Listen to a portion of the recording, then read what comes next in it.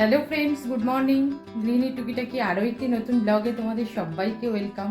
আশা করছি তোমরা সবাই ভালো আছো। তো আমার না আজকে একদম কেলেঙ্কারি হয়ে গেছে। কেলেঙ্কারি মানে সকালবেলা ঘুম থেকে উঠতে এত দেরি হয়ে গেছে যে সে আর বলার কথা না। অ্যালার্মটা বেজেছে, অ্যালার্মটা বন্ধ করে দিয়ে আমি ভাবলাম কি 10টা মিনিট বাদে উঠবো।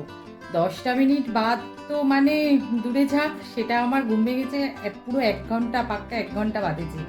তো ঘুম থেকে উঠে মানে আমি দিশা করে পাচ্ছি না যে কোন কাজটা আগে করব আর কোন কাজটা পরে করব। দেরি করে ঘুম থেকে উঠলে এই হয় সমস্যা, তালগোল পাওয়া যায় না, কারণ সব কাজের একটা সিস্টেম থাকে। আর সময়টা পার হয়ে গেলেই তখন মনে হয় যে কোন কাজটা আগে করব কোন কাজটা পরে করব, মাথা কাজ করে না। তো যাই হোক, নিচের কাজকর্ম এখনও কিছুই সারা হয়নি, কিছুতে হাতে দিইনি। আমি আগেই যাচ্ছি ওপরে, কারণ গতকাল রাত্রিবেলা যেহেতু বিছানাগুলো সমস্ত চালিয়ে দিয়ে শুয়েছিলাম, তো জামা কাপড়গুলো আগে মেলে ওই ঝামেলাটা মিটিয়ে দিয়ে আসি, তারপরে জলখাবার করব, তারপরে বাদবাকি কাজ। তো চলো তাহলে আমি ওই সব কাজকর্মগুলোতে হাত লাগাই, কাজকর্মগুলো শুরু করি, আর তোমরাও আমার ব্লগটা দেখতে থাকো।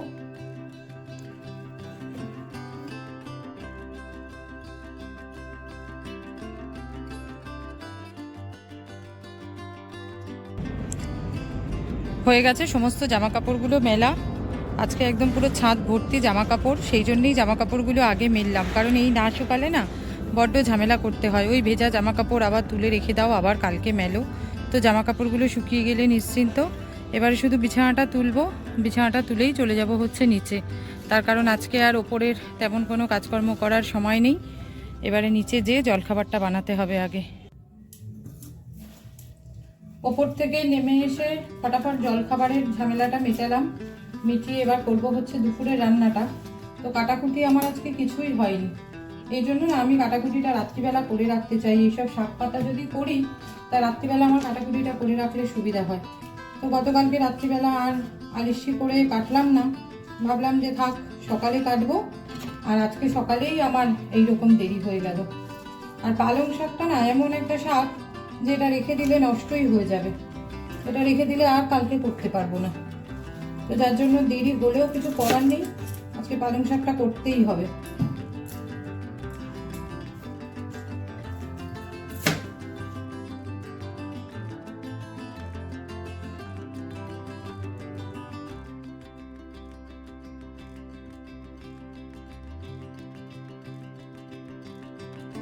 পালং শাকটা কেটে ভালো করে ধুয়ে জল ঝরাতে দিয়েছি। পালং শাকটাতে না আজকে সাংঘাতিক পরিমাণে বালি ছিল, বালি বললেও ভুল হবে, মানে পালং শাকের আটির গোড়ায় গোড়ায় একদম পুরো কাদা ভর্তি ছিল। তো পালং শাকটা ধুয়ে জল ঝরাতে দিয়ে এবারে এই সবজিগুলো সব কেটে নিচ্ছি। বেগুনটায় আবার পোকা বেরোলো, শীতকালের বেগুন তাও শান্তি নেই। গরমকালের বেগুনে পোকা বেরোয় ঠিক আছে, শীতকালের এই তাজা বেগুনেও পোকা। কাটাকুটিটা সেরে নিয়ে রান্নাটা শুরুও করে দিয়েছি। পালং শাকের জন্য বড়িটা ভেজে তুলে নিয়ে এখানে বেগুনটা ভাজা করতে বসিয়ে দিয়েছি। পালং শাকটা কড়াইতে দিয়ে দিয়েছি। পালং শাকটা হতে তো একটু সময় লাগবে, কারণ জল বেরোবে প্রচুর এখন এটা থেকে। তো এটা হতে হতে আমি এখন বেশ কিছু কাজ সারবো। এই পরিমাণে চায়ের বাসন জমেছে সকাল থেকে, সেগুলো কিছুই মেজে উঠতে পারিনি, সিঙ্কটা ভর্তি হয়ে রয়েছে। তো চায়ের বাসনগুলো শাকটা হতে হতে মেজে নেব।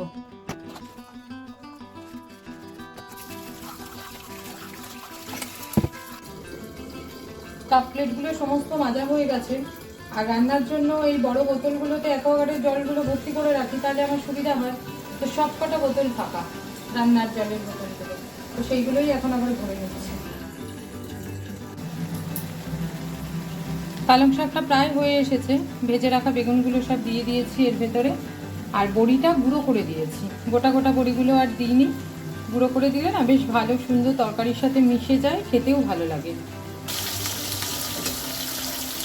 পালং শাকটা নামিয়ে দিয়ে মাছ ভাজাটা বসিয়ে দিলাম। আজকে না 2 রকমের মাছ একসাথে করব, মানে কাতলা মাছ আর পাবদা মাছ। 4 পিস রয়েছে দেখলাম কাতলা মাছ, আর 2 পিস রয়েছে দেখলাম পাবদা মাছ। তো ভাবলাম যে তাহলে দুটোই একসাথে করে ফেলি, কারণ এই 6টা মাছের আবার কি আলাদা আলাদা ঝোল করব। আর পাবদা মাছ আর কাতলা মাছ দুটোই সর্ষে বাটা দিয়ে ভালো লাগে, তো সেই জন্য ভাবলাম যে তাহলে দুটোই একসাথে সর্ষে বাটা দিয়ে করে ফেলি।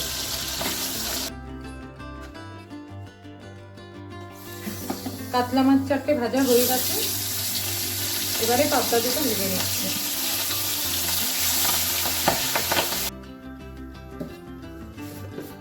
মাছগুলো সব ভাজা হয়ে গেছে। এবারে ফোড়নের জন্য দিয়ে দিচ্ছি হচ্ছে একটু কালো জিরে, আর তার সাথে দেবো একটু কাশ্মীরি লঙ্কার গুঁড়ো।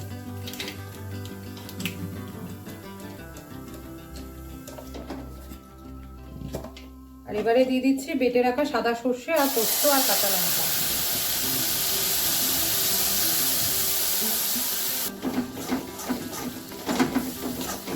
সর্ষে বাটা তো কষানোর কোনো দরকার হয় না, যেহেতু এতে পোস্ত বাটা রয়েছে সেই জন্য সামান্য একটুখানি নাড়াচাড়া করে নিচ্ছি। সামান্য একটু নাড়াচাড়া করে নিয়ে জলটা দিয়ে দেবো।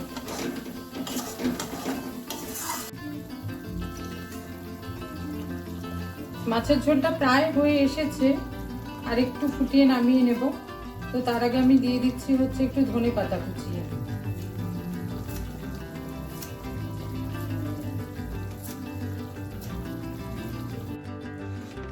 তো রান্নাটা আমার কমপ্লিট।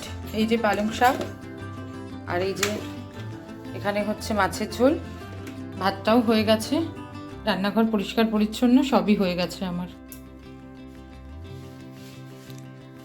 দুপুরের খাওয়া দাওয়া শেষ করে লম্বা একটা ঘুম দিয়ে এসে চাটা খেয়ে বসে বসে টিভি দেখছিলাম। তারপরে না হঠাৎ মনে হচ্ছে যে বেশ ভালোই খিদে খিদে পাচ্ছে। তো আমার বরকে বলাতে ও এই যে টেংরি কাবাব নিয়ে এসেছে, আর জানে যেহেতু আমি এই টেংরি কাবাবটা ভীষণ ভালো খাই, তো সবার জন্যেই নিয়ে এসেছে। আমার ছেলে পড়তে গেছে, আমার ছেলে পড়ে এসে ওরটা খাবে, আর এখানে আমি এখন আমার জন্য গরম গরম টেংরি কাবাবটা নিয়ে বসেছি।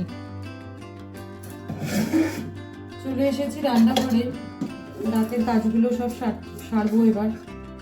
আজকে দুপুরে না বেশ খানিকটা ভাত রয়ে গেছে, সেই জন্য হাঁড়িটা আগে ফাঁকা করছি, কারণ রাতের ভাতটা বসাবো। রোজই থাকে ভাত, একেবারে টায় টায় ওরকম মাপে মাপে ভাত আমার হয় না, তবে আজকে একটু বেশিই রয়ে গেছে। তো আজকের মতন আমার ব্লগটাকে আমি এখানেই শেষ করছি। আমার ব্লগটা যদি তোমাদের ভালো লেগে থাকে তো ব্লগটাতে একটা লাইক করে দিও, আর কমেন্ট করে অবশ্যই জানিও যে আমার ব্লগগুলো তোমাদের দেখতে কেমন লাগছে। যদি ভালো লেগে থাকে তো আমার চ্যানেলটাকে অবশ্যই সাবস্ক্রাইব করে নিও। আজকের মতন টাটা, গুড নাইট। তোমাদের সাথে দেখা হবে আবার আরেকটা কোনো নতুন ব্লগে।